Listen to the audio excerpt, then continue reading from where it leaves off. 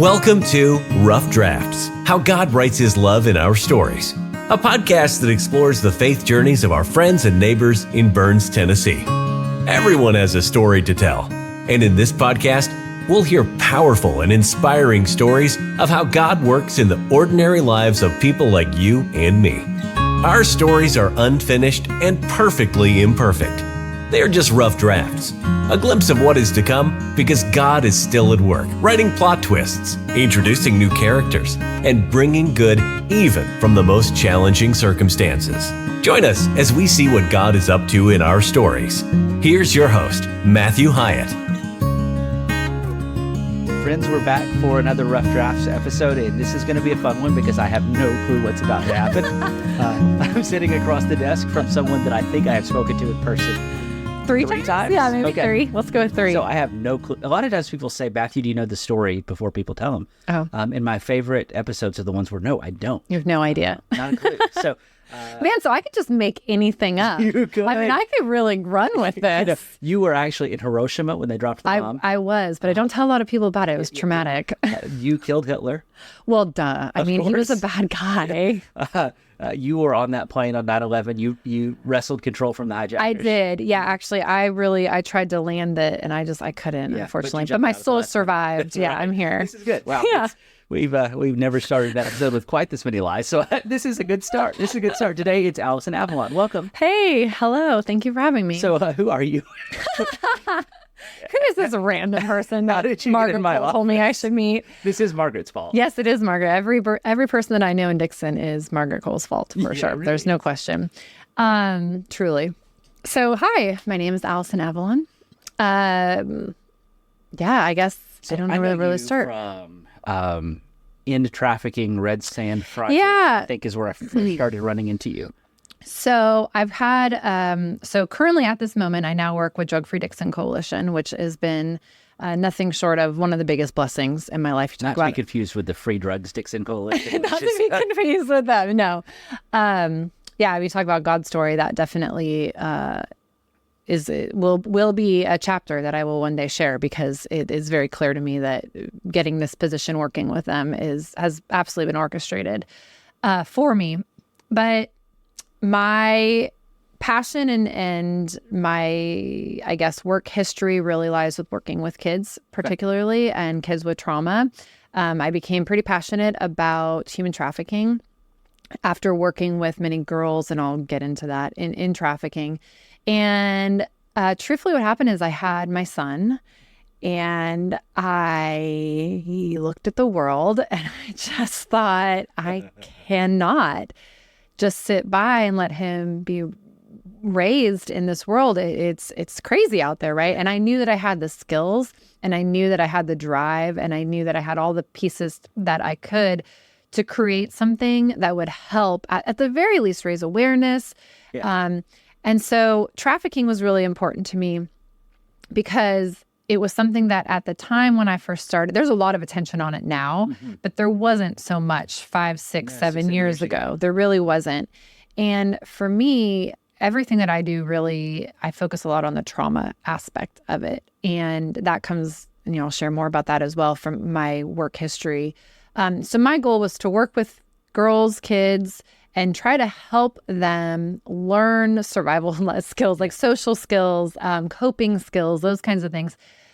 Create places for them to belong so they would be less susceptible to trafficking in the future. And then ideally also be able to work with trafficking survivors. So I established this nonprofit in 2020. You don't help people do trafficking. I do not help them do trafficking. This is going to go a different way. Yeah, totally. I know. I know. It's a bummer, huh? I know you got a trip coming up. Yeah, ruin our plans. But no, so I started that in 2020. And prior to knowing that there was going to be a pandemic. And unfortunately, funding just never really panned out for it. Yeah. And I had to make the very difficult decision this past August to close the nonprofit. And luckily, thank again, God, truly, I had a great relationship with the people over at Drug Free Dixon Coalition. Yeah. And about the exact same time that I was thinking, I need to close this. It just isn't going the way it needed to go. Bark Cook approached me, the director of Drug Free Dixon, because they had a position that would literally be doing everything that I was doing just under their umbrella. That's cool. And it was so amazing because, first of all, now I get to work with these people who I truly admire and respect. And I still get to do what I love doing, but I don't have to do all of the hard owning a business, nonprofit, fundraising, selling, like that part of it. That's not who I am at my core. Mark's job now. Yeah, and he is phenomenal at it. I hated that part. And it's so out of line with who I am that it was really difficult for me to like just asking people for money and those, I struggled with it a lot. And so as much as I would love to just think, it failed as a business because of all these economic factors and whatnot, the truth is I don't necessarily know if I was built to be that leader, but I was definitely built to start raising the conversation. Right. And I have done that. And I see it. And now I see all these people talking about trafficking and I'm like, hello. I was here saying I was here. But also it got me into the schools. It got me working with kids, which that's really important to me. So overall, it succeeded. The mission succeeded and lives on. Yeah, totally. But the organization itself is no longer. So y'all have the coolest fundraiser of all time. Yeah, I think so. The Dixon Pillow Fights. So if you did not go to the Dixon Pillow Fights, hopefully you'll go this year. We're going to have them at Recovery Fest with Drug Free Dixon in October. October 5th? October 5th. Okay. Yeah, so I'm pretty pumped for that. So it is a literal pillow fight. Yeah, so I'm originally from Northern California. And when I was growing up, there's this little town. So I'm coming from about 45 minutes north of San Francisco in the Napa Valley area. I was raised in Sonoma County. Most people don't know Sonoma, but they know Napa. It's basically the same. So there's this little town called Kenwood, and every year they did pillow fights. And what it was this big pit in the ground, and they had a pole over it. They filled the pit with water, so it was actually muddy. And two people sat on this pole. They shimmied across it, straddling the pole. And they just beat the crap out of each other with pillows until somebody falls in. And like a bracket system, it goes down till there's a winner. Well, I have some of my best memories of my life is going to this event. Yeah. So when I was thinking, it was kind of my last ditch effort with my organization where I was like, I really need to do a fundraiser. And I like doing things that are different. I get kind of tired of the same, like, okay, we're just going to have vendors. And we have a banquet and there's fried chicken and a speaker. Yes. And some of them are done so well, but I like thinking outside the box. Yeah. I'm definitely an idea person. Most of my ideas are unable to land because most of them would cost bajillions of dollars. Right. But I like thinking of different things. And so, I don't know, the pillow fights came to me and I was like, dude, that would kill it in Nixon. Yeah. Like, I feel like that would just kill it. So the hardest part was getting people to understand what the heck I was talking about. Yeah. So our turnout was pretty good. But this year, now that I have video that I can show people what it looks like. The first time of anything's hardest. Exactly. But the people who came, the overarching feedback that I received was it was so much more fun than I thought it was going to be. And you have to do this every year forever. Yes. And I wasn't really sure, like I wanted to, but it was such a hard event to put on. And one thing of note, when I had my organization, I was it. I didn't have employees or anything. There was no team. It was you. There was no team. And so I also put on this entire event solo by myself. And it was just too much. Mm-hmm. And so I was like, I'm not doing it again next year. I can't do it. But now I have a team. Okay. And so we are bringing it back. You will not be pillow fighting over mud, but you will be pillow fighting over a large pool of water. So it if works. Someone poured a lot of dirt in it the night before. It could, yeah. So I like the muddy part. I think it just adds to it. But I had so many people that were like, I would do it, but I don't want to get muddy because I want to be muddy the rest of the day. And I know. So we'll see. We'll see what do the mud. What it can do. But or at least Jello. Right? Yeah, that would be cool. Actually, that would be cool. How much Jello would you even need to fill? I feel like you'd have to get like a semi-trailer. Oh my gosh, that would be so much Jello. I'm like, hey, remember that?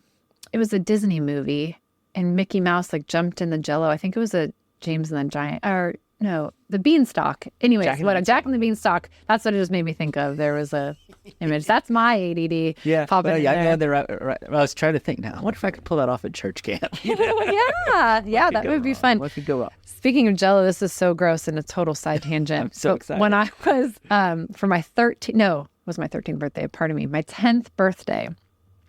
We did bobbing for apples in Jello. Now, can we just talk about what a pre-2020 world that was? Yes. So there is 10, 15, 10-year-olds, and we are all sticking our mouth into a bucket of Jello, trying to get apples, spitting out the Jello. And then the next person comes and puts...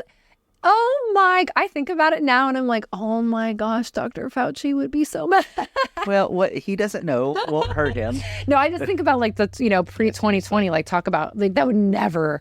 Well, also now I realize how disgusting that is. Yeah, but when kids like that sort of thing.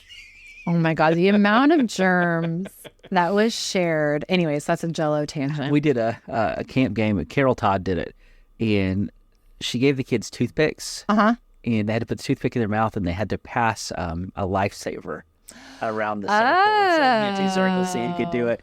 And I always laughed so hard watching that because I said it was the best day of some of those little kids' lives. Oh my gosh. Yeah. Closest they could get the kiss they ever got. Exactly right. Oh, and you just hope you're next to your crush and not like the gross and, like, guy. You kind of watch them like try to jockey for position and like swap seats. And I would have done that too. Yeah, it was probably one of those not okay things to do, but it sure was fun.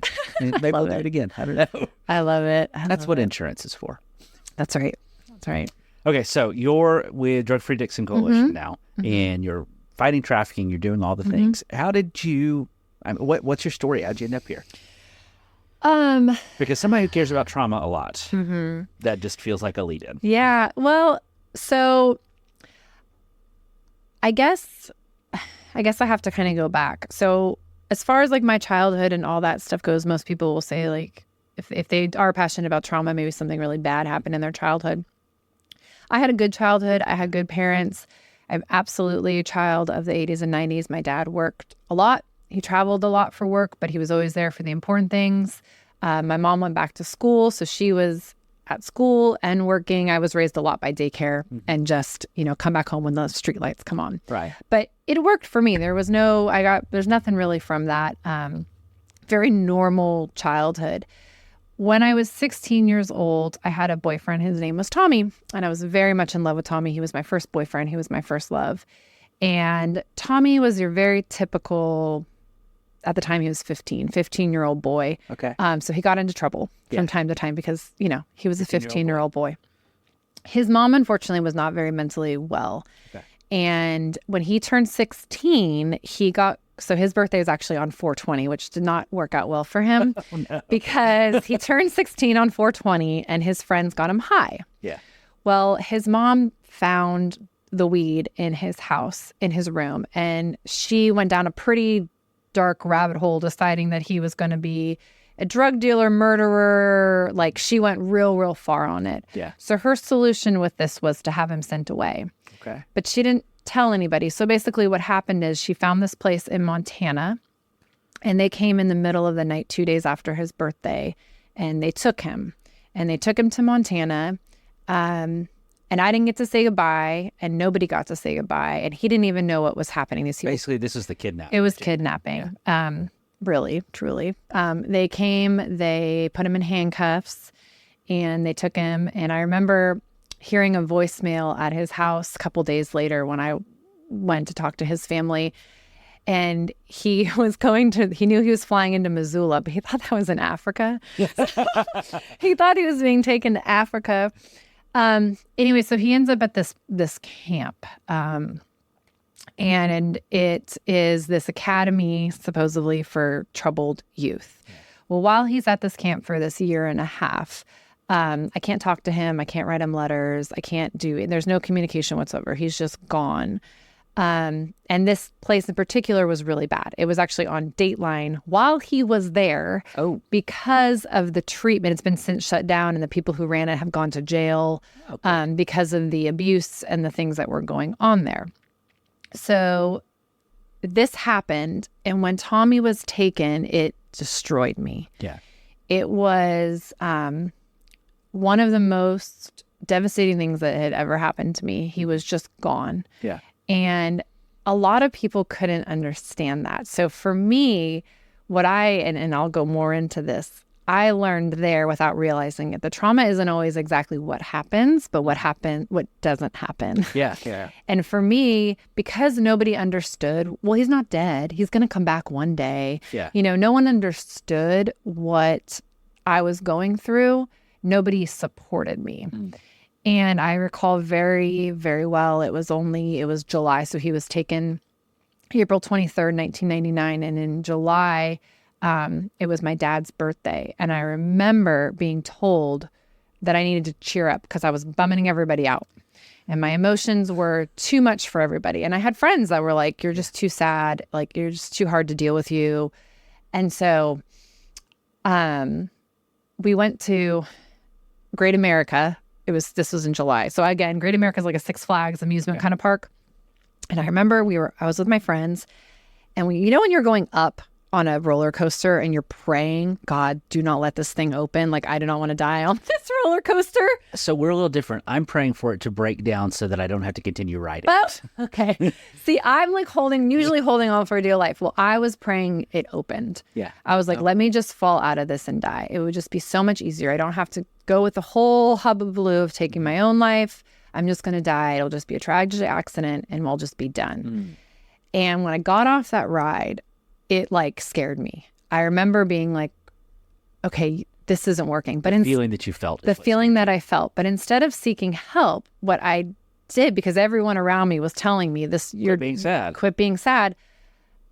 I just started I morphed into a people pleaser. And what the message that I got from that experience was, your emotions are too much and too big for people. And since we can't understand you, you can't hang out with us. You don't belong with us anymore because we don't understand what you're going through. So I felt very outcast. I felt very isolated. And so from there, you just fast forward the next probably 15 years of my life of making chaotic and bad choices because I was so desperate for somewhere to belong to. Yeah. And I kind of morphed into whatever when I was in relationships, for example, I became whatever those people needed because I didn't want them to leave me. I had this deep abandonment thing because this person was taken out of my life. So I would lose myself in these people. And then I would get more depressed and more anxious because I wasn't in line with my true self. I was people pleasing. So that meant I was doing all kinds of things that, again, did not really align with who I was. And that life just sort of went on that way for a long time until I graduated college. Took some time. I was actually engaged for a little while and then left that man for the exact reason I just told you. Yeah. I was so morphed into him. And then, I don't know, I just started realizing like, I don't even want to be in this relationship. Yeah. So anyways, I left. Okay. So I go to college. I get my teaching credential. I thought I wanted to work with kids and be a teacher. And I get out of my teaching credential and I'm broke now, right? I just went to school. Yes. And I'm also pretty... I'm not functioning super well. Yeah. At this point, my electricity had been shut off. My water had been shut off. I was showering at the gym down the street because I was dating one of the trainers there, so he would let me in. Most of my money was going to partying and alcohol. I wasn't into drugs, but I very much loved alcohol. I loved staying out all night. I loved dancing. I loved doing the stupidest thing you could think of that wasn't breaking the law or going to get me killed. Like, if you knew where the line was. I knew where the line was, but I also knew what was going to bring people to. I was the life of the party. That was my identity. That was my role, right? Okay. So it's people pleasing on steroids. Yeah. It's not the chameleon, it's the standout. Yes, exactly. And so anyways, so fast forward, I needed a job and I found this job. It was supposed to be a temp job and it was working with adolescent gang members. Now I have zero qualifications at this point whatsoever on paper to be working with this demographic. Why let a thing like that stop? Why let it stop? Zero, other than I have a degree and I now have my teaching credential, which shows like I can work with kids, right? Yeah. So I get this temp job. It's going to be 1 month and I go in there. I have I don't give a crap about these kids. I am not interested in helping. I just want my paycheck so that I can continue to do what I am doing. And maybe turn at least my power back on. Water, maybe, whatever. Just like, I did not care. I did not go into this job for it to ultimately change my life or to change anybody else's. Yes. And so I get in this job, and I very vividly remember I had these 6 kids. So the way that the organization was, it was an alternative to detention program. Okay. So these are kids who have committed crimes, but somebody sees something in them and they think that there's the possibility that incarceration for a long period of time is not the way, right? Yeah. Maybe it's because someone believes in them. Maybe that's funding. Maybe who freaking knows what it is, right? There's always there's a variety of reasons. They end up at this thing. Now, in Northern California, the 2 primary gangs in the area that I lived in were Hispanic gangs. They were Norteños and Sureños. Okay. And they hated each other. Yeah. Okay, these kids hated each other. Now, at this nonprofit, at this organization, they came after school. We picked them up from school and we did like life skills, anger management, all that kind of stuff with them. We did groups with them. But you had rivals in the same room. So I remember my first group, I had 6 kids. It was a semicircle. And on one side, I had 3 Norteños and I had 3 Sureños. And they were all there for trying to kill each other. Literally had stabbed each other. One of them had put the other one in the hospital for stomping his head into the concrete. Oh, that's fun. So these are like violent kids, right? Yeah. And I'm in this room. First of all, I'm just this little white girl. And they're looking at me like it felt very Dangerous Minds if you've seen that movie, right? And they're looking at me like, can I swear on this podcast? Sure. I'll just say B. B, like, what do you know about me? What do you know about my life? And I'm sitting there thinking the same thing. And I'm just like, okay, I just get through this 1 month. How old are you at this point? I am 25. Okay, at this point. You're not that far removed. No, I'm not. I'm about 25 at this point. 25, 26, we'll say. And I'm just going to do my job. I'm going to do what was told of me, whatever. Like I wanted nothing to do. I need a paycheck. Yeah, I just need a paycheck. I want nothing to do with these kids. Anyways, fast forward now, we're towards the end of that month. And there's this one kid in this group. His name is Adrian Gonzalez. And when you ask what your God story is, Adrian Gonzalez is my God story. Okay. He changed my life. He started the domino effect that will forever be the path my life took. And so Adrian was a kid who, honestly, I could not even tell you why he was there anymore. I have no clue what he did. I don't remember. I truly don't, because that's not what sticks with me. So anyways, we have to drive these kids home at the end of the night, which is also sketchy, by the way. That seems iffy. Yeah, so I'm in a Prius. I got 4 of them in the car. And so you just kind of figure out the routes, right, of which neighborhood to drive which kid into. It was a little bit sketchy. There was definitely times where it got real sketchy. But once, as I go into it, I end up staying at this organization for a very long time. Once the kids knew me, all the neighborhoods were safe. But anyway, so one day I'm driving kids home and Adrian's going to be my last drop off. And everyone gets out of the car and he's in the middle seat. So he's directly like in my rear view mirror. I can see him. And I can't tell you what the word was now, but he asked me what a word meant. It was a big word. And I was like, where'd you hear that? And he goes, oh, well, I have a dictionary at home and I like to read the dictionary. And I was like, you do? And I'm a reader. I'm a reader. I'm a writer. I thought what my job growing up was going to be a journalist or an author. That's what I thought I was going to be. And so I was like, really? And he's like, yeah, I like to find words and then I like to write stories with them or songs. I like to try to use them as much as possible. I just want to educate myself. And I was like, I know that's not like this huge life-changing statement, but it shifted in my brain the way that I saw him. Because prior to that, I was just like, you're a bad person. You're the kind, I've been told my whole life, if I see you walking across the street, I cross the street. I don't go near you. I don't talk to you. You're a certain type of person because of your behaviors, right? And so when he said that, I was like, that doesn't fit. It doesn't fit. And he kind of gave me this look, and I can't describe it, but I can still see it in my mind's eye, where he was just sort of like, yeah, I didn't see that one coming, did you?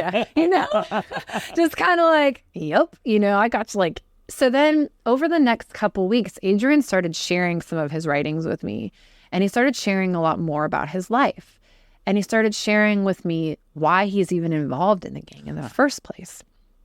And The reason he got involved was because his neighborhood was all gang affiliated and for safety. So he got jumped in when he was 9 years old. And so, but he had to, because if he didn't basically pick a side, he would probably end up getting killed in gang warfare. Both sides. Yeah, probably. Or disowned by his family because they were all involved as well. So as I'm talking to him and I'm learning things about him, I'm realizing that even though our stories look nothing alike, what we have experienced is exactly the same. Yeah. He experienced isolation. Yeah, me too. He experienced major loss. Yeah, me too. Anger, depression, anxiety, feeling like he doesn't belong, people telling him should be like. So what I started to, it's this crazy thing. It's not even like, again, it wasn't this big massive thing that happened. It opened up my mind to realizing that I don't have to understand necessarily what somebody went through, because we're all connected anyway, like through these emotions and stuff. So again, I don't know what it's like to grow up in a gang neighborhood, but I do know what it feels like to be scared. I do know what it feels like to be left out. I do know what it feels like to be sad and to feel like there's nobody there.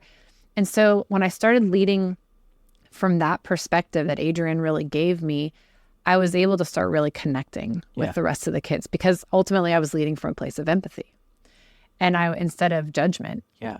And when I did that, I spent probably my last week there with that mindset in this room with these kids. And the things that we talked about and that came out and the way they started to relating me was completely different than it had been the 3 weeks prior. Well, you were a different person. I was a different person because I was kind of getting in touch with those feelings for myself, which made me, I think, a little bit more vulnerable. But I started to see them as human beings and not gang members. Not those kids. Those kids, those bad kids. I started recognizing that those are just behaviors, and those behaviors are coming from somewhere. Right. Well, I want to know where they came from. Tell me where they came from, because that I can maybe do something about, because that I do understand. We've got to go far enough upstream to... Exactly.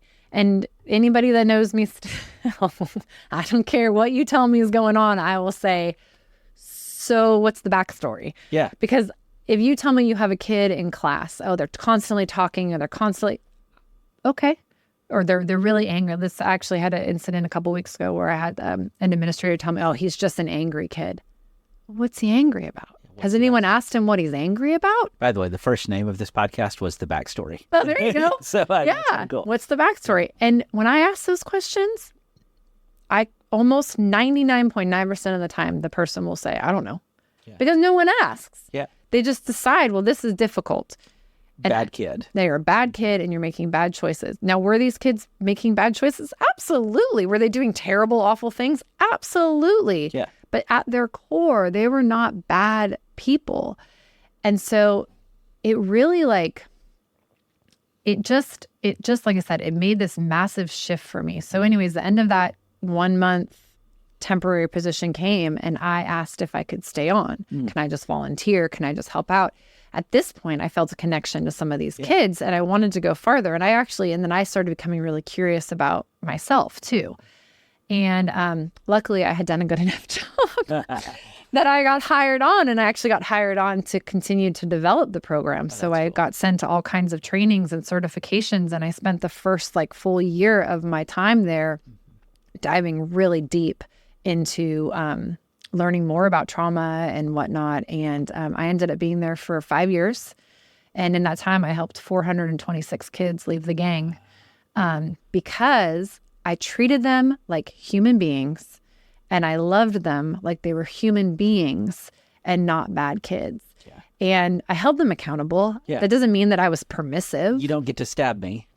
Or anyone anymore. Right. But we're going to talk about why you have that anger, and we're going to talk about how your brain works, and we're going to talk about how emotions work, and we're going to talk about, skills that you can actually use and teaching you how to, when you do anger and aggression, those are all human emotions that every single one of us feel, and they're 100% okay. It's what you do with those emotions.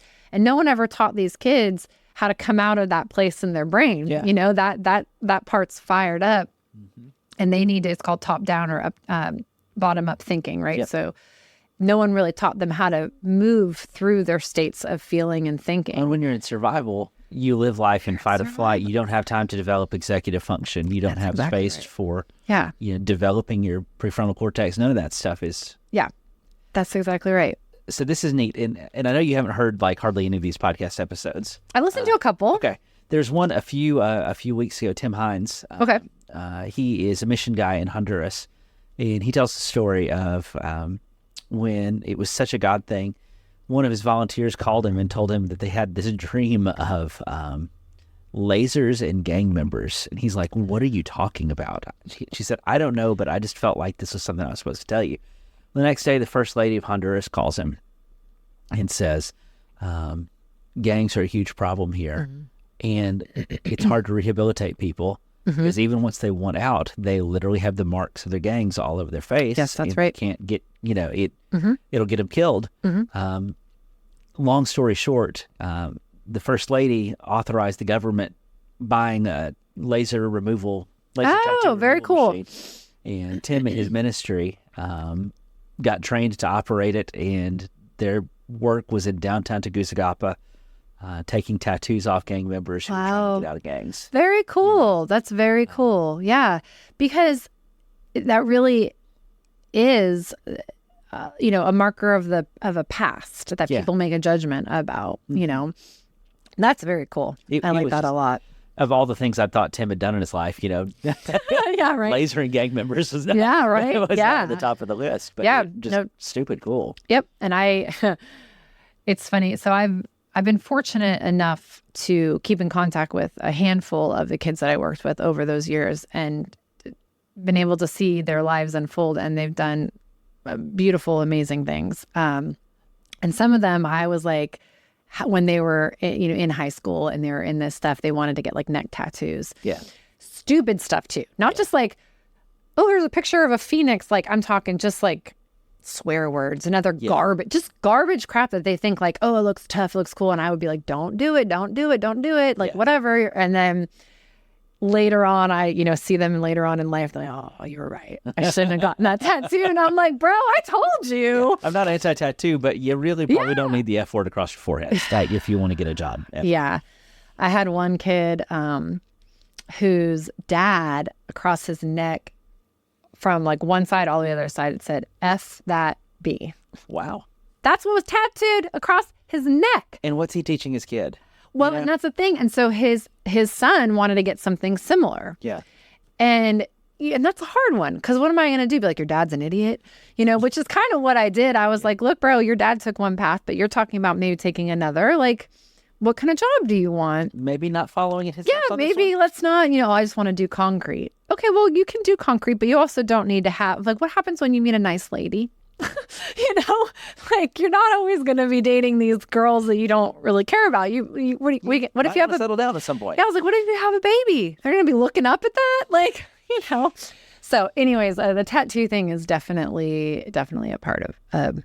It amazes me in the jail how many guys have just overtly racist stuff or like Nazi imagery. Yeah, and I mean, it's funny.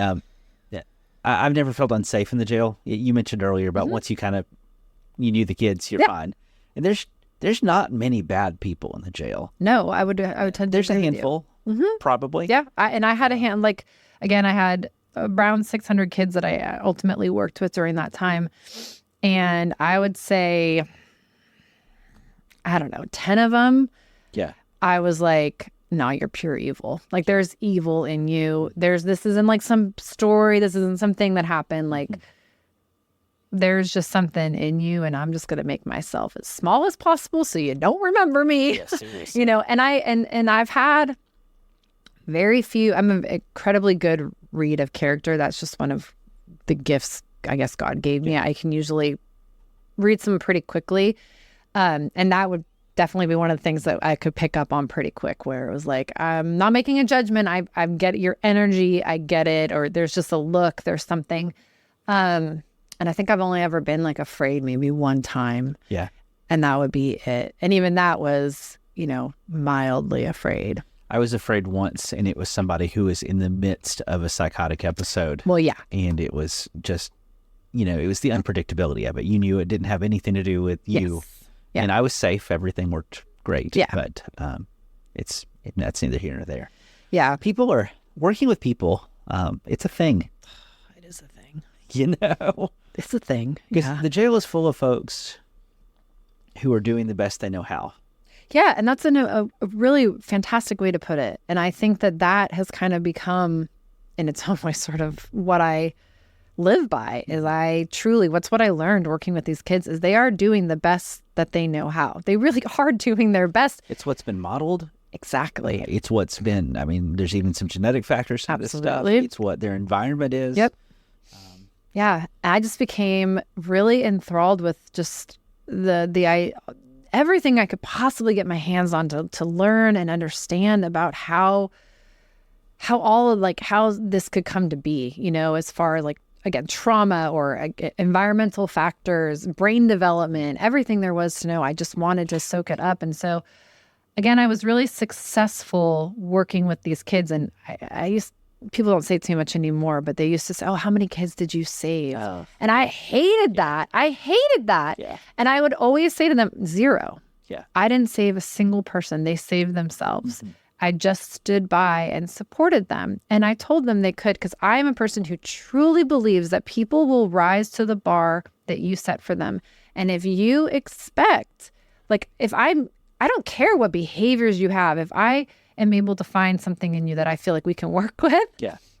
And I treat you like I know you have potential and I know deep down you're a good person, and we have a mutual respect, I can guarantee you that person will work real hard to show that I am right. Just as someone will work real hard, if you tell them, "Oh, you're a bad kid, you're bad," they're going to prove they're going to show you how bad they can be. You think that's who I am? That you think that's who I am? Let me show you what I can Hey, do. y'all watch this. Mm-hmm. Hold my beer. Exactly. Mm-hmm. And it goes the other way too. Yep. If you lift people up and you hold them to that standard in a kind, compassionate, flexible, gentle way that just says, I see you, I value you, and I'm going to keep helping you until you can value yourself as well, or whatever it might be, the results are unbelievable what can happen when you do that. And that's kind of where I operate from. What got me, so I did that, like I said, for about 5 years. And then I truly just burnt out.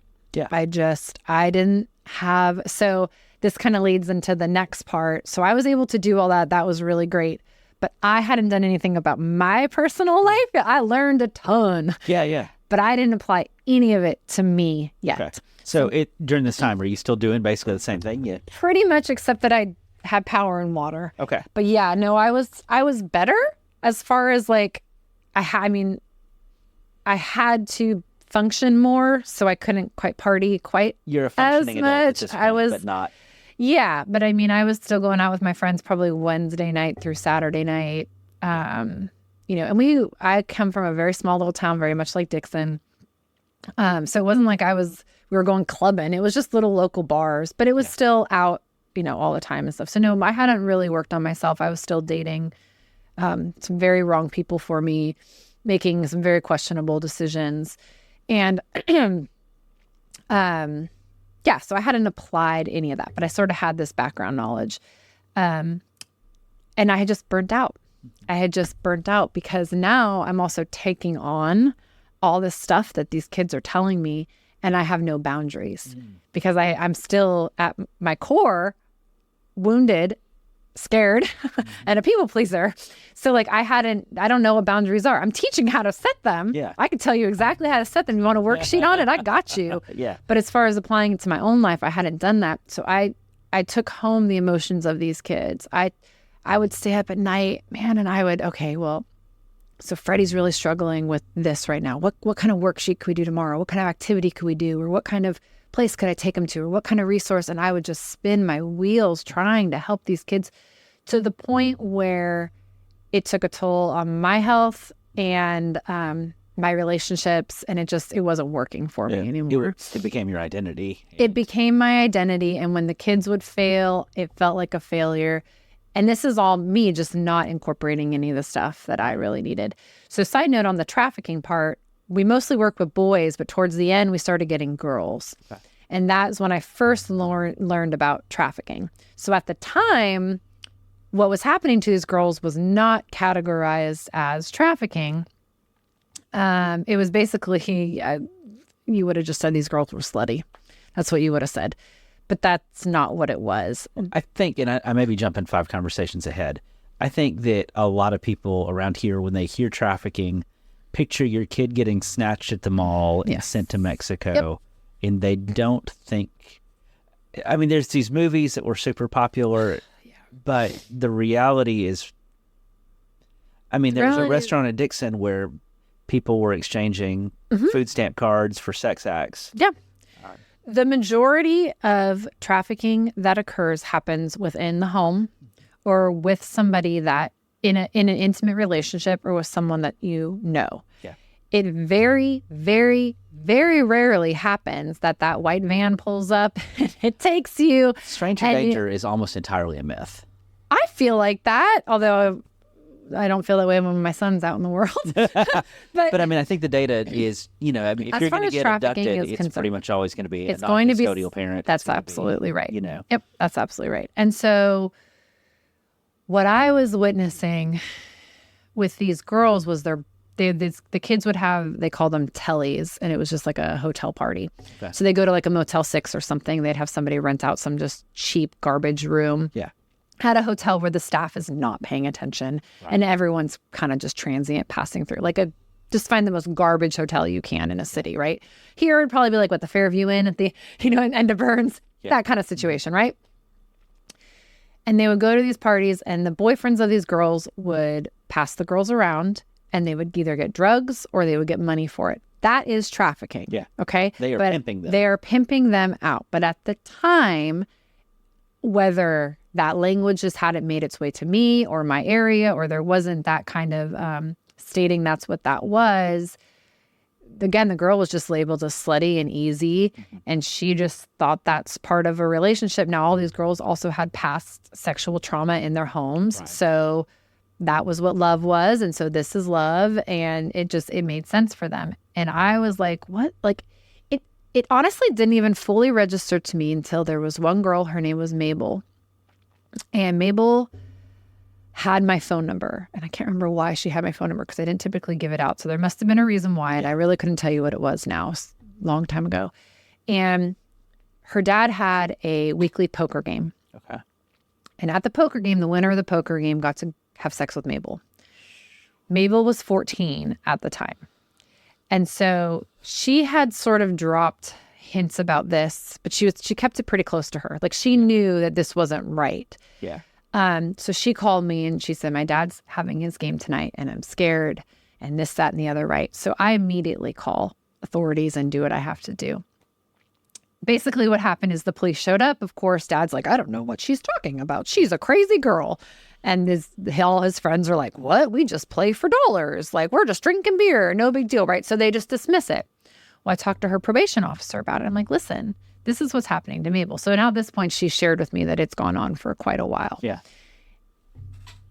They gave 2 craps about it. They didn't care at all. They were just like, well, I mean, she doesn't seem to be like, she doesn't seem harmed. There's no evidence of it. Dad says that's not happening.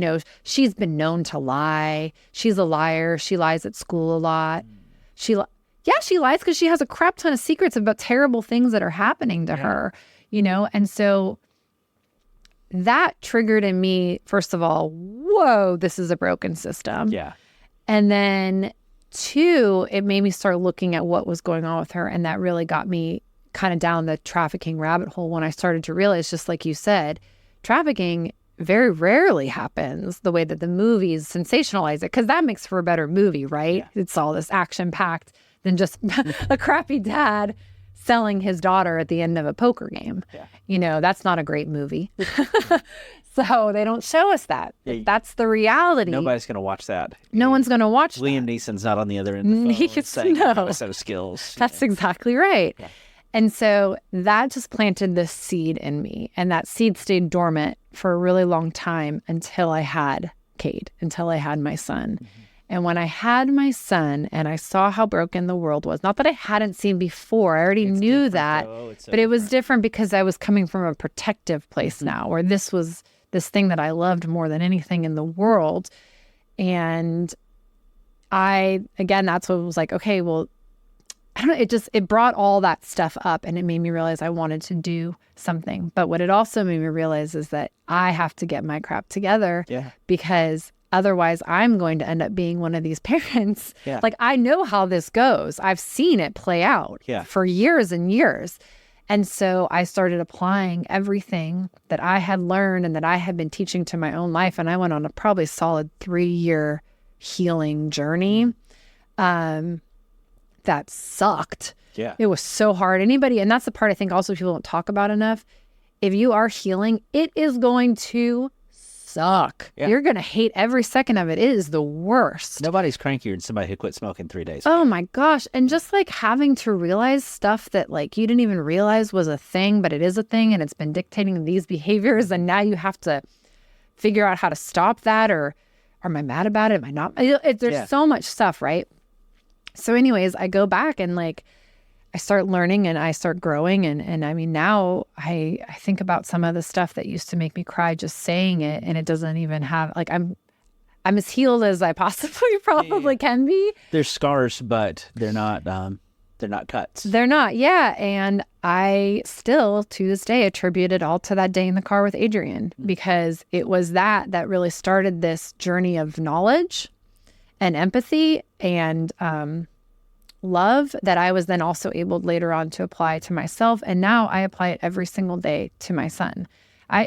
He just turned 7, and nobody told me that 7 sucks. First of all, so I knew about 2 and 3. People warned me about 2 and 3. 2 wasn't so bad for us. 3 was enough to make me never like, no, not doing that again. Well, my 3-year-old has sort of returned, and my 6-year-old. The tantrums are back. Irrational anger is back. Whining. Oh, the whining. There's just a lot of stuff that's very better, though. That's what they tell me. And then it gets worse again. Yeah, that's what they tell me too. And then it gets better, and then you die. Instead of getting upset, I mean, yes, it doesn't bother me. Sure, absolutely. Yeah. But now I am on more like, so the other day, for example, he had a pretty irrational, I would consider an irrational meltdown, because I don't understand where he's coming from. But what I've learned is I don't have to understand. Right. I just have to understand the feeling that you're having. And I do understand that. I do understand frustration. I totally get that. So I'm going to meet you there with this. I'm going to meet you with the frustration. And then we're going to talk about how to handle that frustration. And I continue to try to learn more about his developing brain and his emotions and all this kind of stuff. And I feel like it's made me a better parent, really, because of these dang gang kids, 15 years ago that Thank you, gangs, for teaching me to parent. I say it all the time. They saved my life. They did.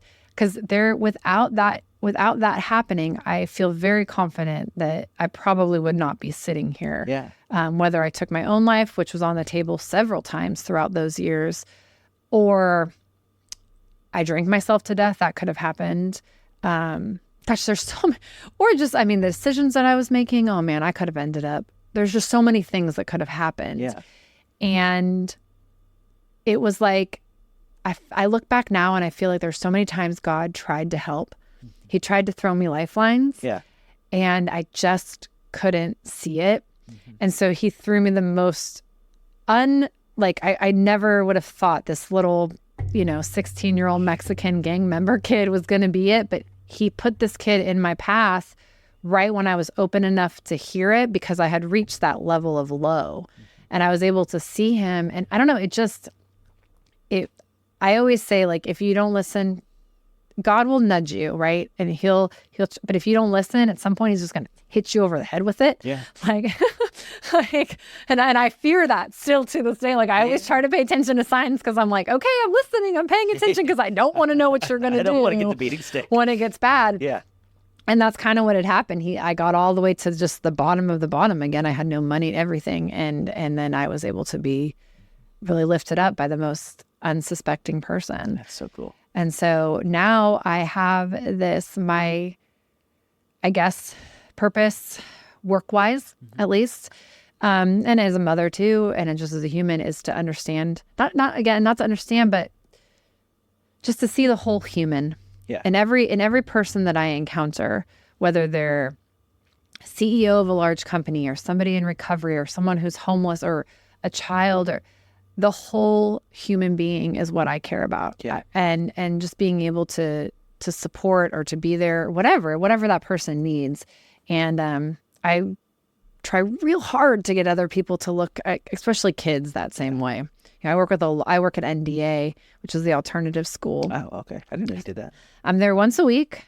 We do life skills with those kids, and it's a rough place. Not really because of the kids. I think that there's some reform that could probably go on as far as the school is concerned, and the way that it's run. Schools just in general, and this is not a knock against any teacher. I've got good teacher friends, and there's some good people in leadership too. Oh yeah. But the school system as a whole is behind the 8 ball on trauma, on high expectations. You know, I mean, you can trip over the bar, and we're surprised that the kids aren't excelling. Yeah, I mean, absolutely. Well, a perfect example is I had a kid last week who a teacher was concerned about him. And she said he won't talk to anybody. He'd been there for 50 days and he hadn't talked to anybody, myself included. I see him every week, and that's kind of impressive at that point. Yeah, he didn't want to talk, nothing. But he was ending his time there, and she was very concerned about him. And she didn't say what the concern was, but she just said she was concerned. But he won't talk to anybody and he's leaving. Is there anything you guys can do? Like, is there any resources you have? And I was like, well, let me try. Yeah. Let me try to talk to him. She's like, he's not going to talk. He hasn't spoken a word in 50 days. And I'm like, well, let me just try. Yeah. So I go, we sat there for an hour and a half. I can tell you everything that you need to know about this kid. He told me everything. Yeah. And he didn't come in the room with that he was like, okay, I'm going to spill my guts to this person. But we started talking. I don't even know. It just opening, hey, how are you? And then he said a couple things about the teachers. He was complaining about it. And I just, yeah, man, that sucks. Oh, that sounds unfair. And you know what? It did. I wasn't placating him. What he was telling me, genuinely, I was like, yeah, man, that kind of sucks. And so once he started realizing, like, I wasn't here, like, I'm on your team, I'm hearing you. He just opened up, and we were able to he's now receiving help that he needs. We were able to do, and she asked after, like, how'd you do it? And I just talked to him like he was a person. Yeah. And I listened to him. I did more listening than I did talking. And when he said things, I didn't challenge it. I didn't tell him I didn't believe him. I didn't tell him he shouldn't feel that way. I just listened. And I think about me back when Tommy was taken to Montana, and I say, trauma isn't always what happened, but what didn't happen. What I didn't have was somebody to just listen to me and just talk to me and hear my emotions and not tell me they were too big or too much or I was being too crazy. And so now I try to do that for every single person, especially kid, that I come across. Yeah. Regardless if I agree with what they're doing behavior-wise, I'm just going to listen to you because you deserve that. You're a human being with value, and what you have to say, whether I agree with it or not, does not matter. It's not my journey or my story. I'm just here to listen and just to let you know that somebody is on your team. And man, when I tell you the difference that makes, like, this kid's a perfect example. He's probably going to, if he actually follows through with these resources, he's going to be okay. Yeah. And he might not have been because no one just tried to talk to him like a person. Yeah. Everyone just kept trying to tell him what to do. Yeah. You need to not do that anymore. You need to do this. You need to not do that. You can't do this. How many times in your life did a lecture change your thoughts? Never. Right. Never. And especially a teenager. Oh my gosh. And especially a teenager who's in a situation that they already don't want to be in. So they feel like they have no choice or control over their life at all. The only choice they have is choosing to be silent for 50 days because that's the only way they can assert that they can get through. Yeah. And so now you're telling them, here's some other things that I'm going to tell you to do. No, let's at the very least, let the kid talk. Yeah. Let him just say what he has to say. And did he say some disturbing things? Yeah. Did he say some things that were alarming? Absolutely. Did I still let him talk? Yeah. Mm-hmm. Do I still think he's a good kid? I do. There's this model of church work, belong, believe, become, 3 steps of discipleship. People use it. The idea is that if you feel like you belong, given a little bit of time, you'll come to believe. I believe that too. And after some time, that belief will change you, and you will become what you could be, what you should be. Yeah. And I think you can see that model in Scripture a lot. Jesus and the woman at the well, right? Here's some water, right? Oh, you're my Lord. Belief. Yeah. And then she goes and becomes whatever. But what happens too often in my line of work, in church work, is we want to get these out of order. We want to force them to become what they're supposed to be. Yes. And then... Yep. And that's also the message that we send, especially to kids that are misbehaving, right? We send them away. We give them timeouts, or we suspend them, or we basically remove them from everyone else, and we say, until you can behave like everyone else, or you can conform, or whatever, until you become this certain type of person, you can't exist with us. You don't belong with us. Whether you say that in words, or just the way you behave with them, or the way you talk to them, or whatever the consequences, or whatever. And to be fair, it is tricky, because you have somebody who's really disruptive, and they make it where nobody else can belong either. Like, you got to balance both of those things at the same time. Well, and so I always talk about the difference between punishment and discipline. And I think they get very confused. Yes. Because discipline is actually something that you ultimately you have to learn it, and it becomes self-discipline. So, like, for example, with our son, we've only had to, like, quote unquote, punish him. Like, we took away some of his stuff, I think, twice in his whole life. Yeah. Now, has he done things, wrong or whatever? Yeah. Every day. Yeah. But what we do is we talk through it, and it's not permissive. I'm not saying you can keep doing it. I'm saying, okay, well, what you did really doesn't work, and this is why, and this is how it needs to be handled. Natural consequences. Natural consequences, and also just like, let's talk about how to handle it differently in the future, because the ultimate goal is not for a child or a grown-up to not feel or have these big emotions, but for them to be able to discipline them and control them and regulate them. And that you have to teach that. So instead of sending Kate away if he misbehaves, until you figure it out, you can't be with our family. So no, that was unacceptable. This is our boundary. Yeah. Let's work on these skills, and we're going to try again, and we're going to try again. And I think that that's what happens to a lot of these, like, quote unquote, bad kids, is that they sort of get labeled as the bad kid, and they sort of get written off as the bad kid.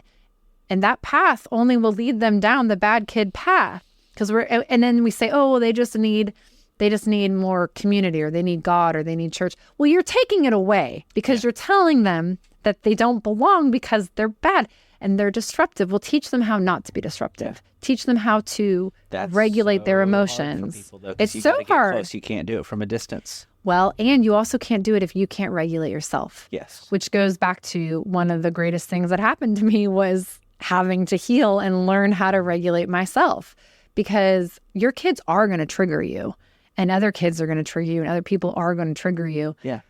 So if you cannot regulate yourself, you're going to just explode. And so I think that's the other part, is that in order to be able to treat people a certain way, you also have to be able to treat yourself that way. Yeah. And you also have to, hold yourself to a certain standard and regulate, and not everybody's willing to do that work, or are they capable of doing it? Well, and I think that's a good understanding of love your neighbor as yourself. Yeah.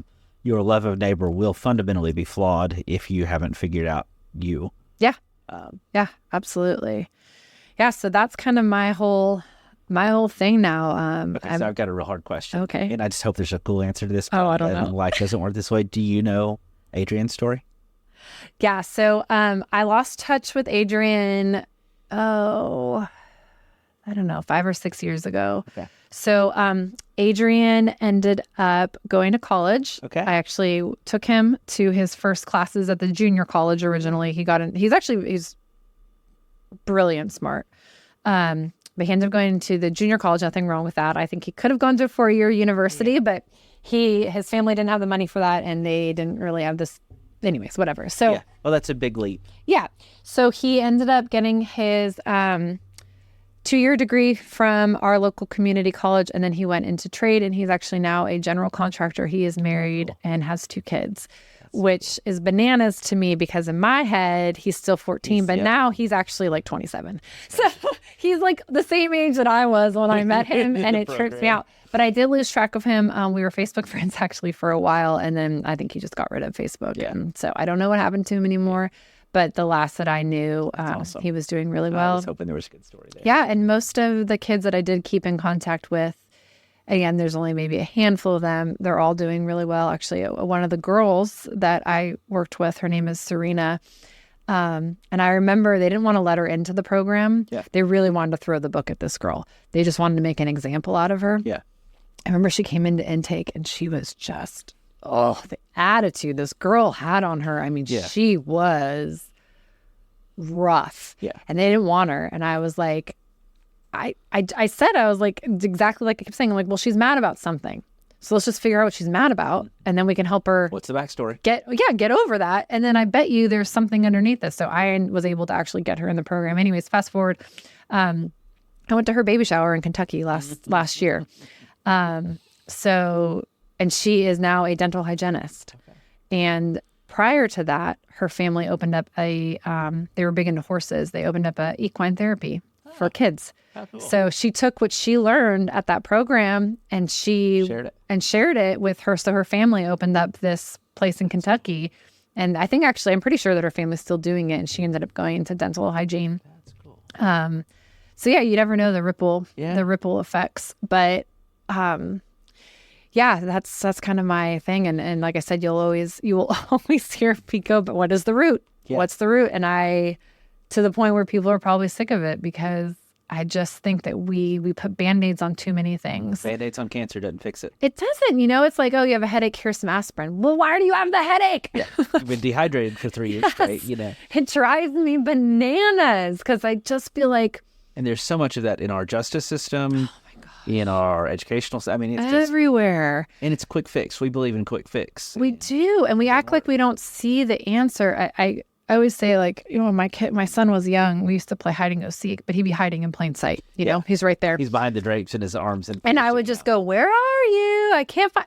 That's what I feel happens a lot with these people are like, I don't know where the solution, it's right in front of you. Yeah. The solution. But the problem with this solution is that it's not fast. And it's messy. It's messy. It's going to take years because you might just be planting seeds. It might be years before these people are able to actually put these skills into use. Mm-hmm. And most people, they want to know that they fixed it now. Well, and you can't report for that on a 1-year grant cycle. Exactly. Yeah. And so it's so broken that there's just so many pieces. And I'm like, the answer is right there. And the answer is compassion and love and empathy and just seeing each other as human beings and treating each other as human beings and not the behavior that human being is doing. And I think we could change the world if we promoted more kindness and empathy and respect and just kind of like what Will was talking about the other day, just leading from that place of empathy, I think is so powerful. I've seen it be powerful. Yeah. I mean, it's the only thing that works. Yeah. So that's kind of my God story. Yeah. Well, this was fun. This was really, is there a commercial you need to give for Drug Free Dixon? Or, no. Where do I sign up for pillow fights? I don't know. I don't know the pillow fights yet, and nothing for Drug Free Dixon right now. Does anyone put a rock in the pillow? Is that a thing that we can do? I mean, probably not. Okay. Worth a shot. I'll have to think about that one a little bit more, then. You should do the pillow fights this year, though. In the meantime, I'm going to be Googling where you can find that much Jell-O. Yes. That would be awesome. Search history is very questionable. So. I mean, I'm sure are you going to do any summer camps this year with kids? Yeah. Get a baby pool, fill it with Jell-O. Uh-huh. Oh my gosh. That would be fun. On the news. Yeah. If you do it, invite me and I will come. Deal. I will absolutely come. Well, friends, this has been a lot of fun. Thanks, Allison, for being here. Thanks for sharing your story. Absolutely. I had no clue where it was going to go, but it was even more fun than I thought. Good. Well, friends, you know where to find the podcast. Thanks for listening. Thanks for sharing with a friend. You know that I make millions of dollars off of the brand endorsements keep rolling in. Tons. Didn't Elon Musk just recently reach out to you? Totally, yeah. I'm going to go hop Steve Jobs? Helicopter. He's dead, isn't he? Yeah. Well, money left. If he reached out, that's pretty cool. I'm going to get in my helicopter and go home now. So until next time, I can't wait to hear what God does in your story. Thanks for listening to Rough Drafts. Be sure to subscribe so you don't miss a single episode. While you are at it, help us spread the word by leaving a rating and review. Until next time, let's keep looking for how God writes His love into our stories.